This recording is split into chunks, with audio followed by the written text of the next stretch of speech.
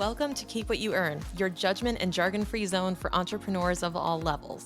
Get ready to learn how to scale your business, save money in taxes, and create a business that grows your wealth. If it feels like the financial side of business is like eating your vegetables, well, then think of this podcast as the ranch dressing to make the process a little more enjoyable. My name is Shannon Weinstein. I'm a CPA and business owner on a mission to simplify money and empower others through knowledge. I hope this episode inspires you to take action, but remember that the information we share is for educational purposes only and is not individual tax advice. Now that we got that out of the way, let's start the show.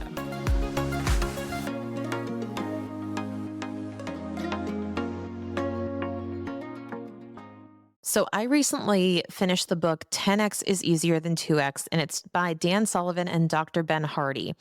And I encourage you to read this book. I'll make sure that there's a link in the show notes to the Amazon link.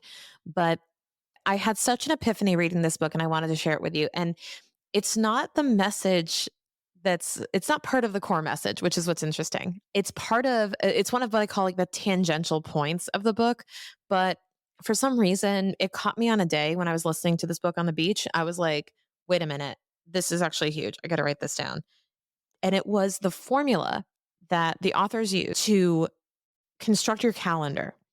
It was so simple, but it has made such a difference. And they've really pointed out something to me that I didn't realize that I was struggling with. And I wanted to pass this on to you too, in case this is something you're not conscious of. The issue that I became aware of through this book was in this journey of 10X versus 2X and opening your mind and thinking bigger. They talk about context switching and they talk about how to kind of program your calendar to optimize your performance in a particular area and to allow yourself that white space and allow yourself the 2 or 3 things per day that you're going to tackle. And it was just phenomenal to me because I think I still have this kind of mentality from corporate.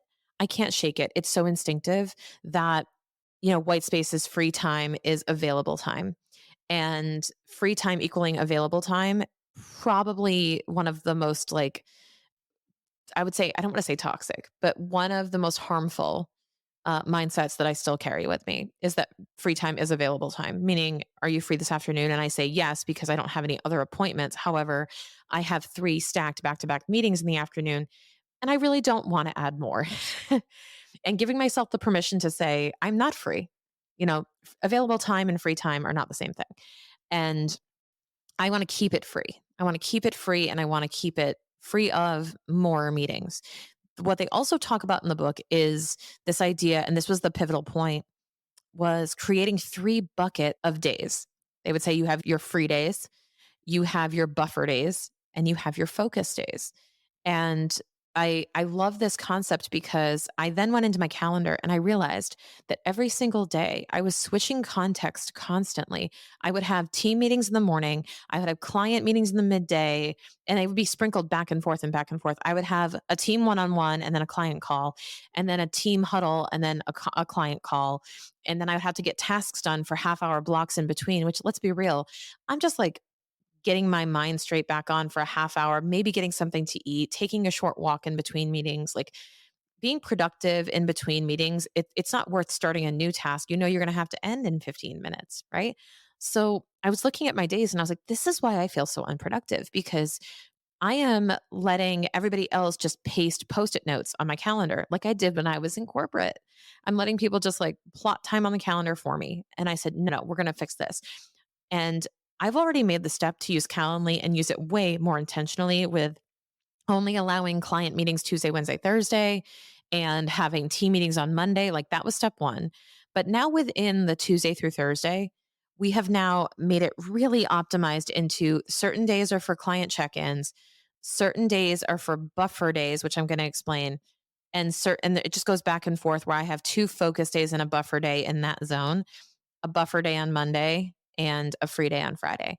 And it's been magical for my calendar. And I'm going to explain what each of these 3 categories mean. So focus days are the days that you're in the work, like you're doing client work, you're doing the actual stuff that you're trained to do. Like, this is you running the business. This is you dealing with clients. This is you dealing with the day-to-day. Think of like managing the operations, managing the actual flow, the actual work. And a buffer day is I want you to think of the on the business stuff. So a buffer day would be like going to a training, doing interviews, doing marketing, perhaps. A buffer day for me is marketing, team meetings, like just, supporting the team. It might be, writing copy. It might be doing the podcast. It might be, it's work, but I would call it lighter work. It's the work that you're doing to grow your business, but not the actual client work. And you don't have to be like in the zone and like in Excel and QuickBooks and stuff. It's the work you're doing outside of that.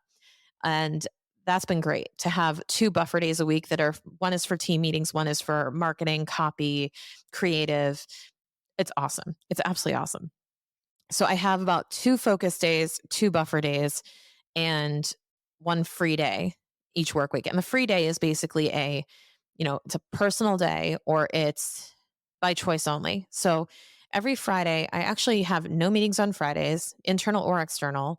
I will do 1 or 2 podcast interviews, and that's basically it.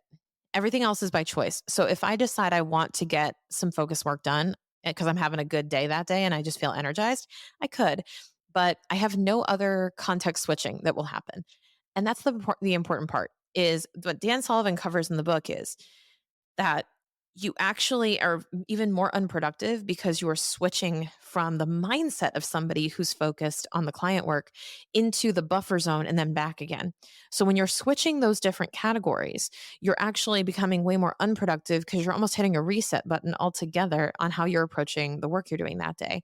So I found that when you can be well rested, wake up, I get some movement in, and then I come to the table and I know today is a buffer day. Like I stay in that zone all day. I get a ton done because I'm constantly in marketing mode or I'm constantly in team manager mode, delegating mode. I kind of put that hat on for that role pretty much the whole day. And I realize that can't be done every single day. But if you can make your best effort to actually mark your calendar with what's a buffer day and what's a focus day, it is a total game changer. I even categorized my calendar through color on like green is a focus day, yellow is a buffer day, blue is a free day, so that I could see when green was slipping into the blue days or green was slipping into the yellow days or yellow was slipping in. So I knew what I could possibly clean up. And I got to say, it's really helped a lot with just my productivity, but also my perception of how busy I am because I see all these things I have to do on a given day. I get stressed out and I'm like, you know what? But today's a focus day and I'm going to get it all done because I'm just dedicated to getting the client work done today. And also carving out times on Tuesdays. Most of the time, Tuesday is a buffer day and I'm able to really focus on the business stuff on that day. And it's been great. It's been absolutely wonderful. I've been practicing this now for, I want to say the last 6 weeks, 6 to 8 weeks. And it's just been great. So I wanted to pass that on to you because this was something I took away from the book. And it was something that was kind of toward the later part of the book, but it was really impactful for me because I said, you know what? I like that idea. I'm just going to go try it. And this is one thing I would encourage you to do. If you get those ideas, especially from books or from podcasts, and you go, hey, that sounds like a good idea. Try it. Try it for a week. Try it for 2 weeks. You got nothing to lose. Just try it and see if it works for you. And I encourage you, pick up a copy of that book or take a listen to it. It was absolutely phenomenal. It really kind of shifted my mindset on how we can really trigger those quantum leaps in business and how we can open up our minds to a lot bigger than we're currently thinking. Hey, small business owners, are you tired of juggling payroll, benefits, and HR tasks? If so, I want to introduce you to our payroll provider of choice, Gusto, the #1 rated HR and payroll platform trusted by thousands of businesses just like yours. With Gusto, you can streamline payroll, manage benefits, and more, all in one easy-to-use platform. But here's the kicker. When you sign up and run your first payroll through our special link below in the show notes, you'll score a sweet deal, a $100 Visa gift card. That's right. Just $100 for clicking the link below and get started to claim your reward.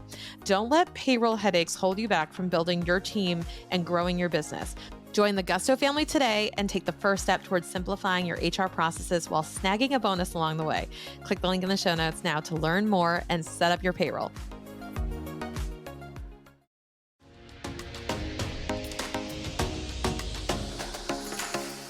Thank Thank you so much for listening. If you enjoyed this episode, please leave a rating and review on your podcast platform.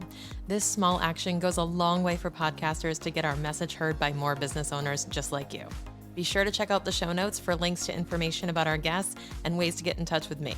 We'll see you on the next episode.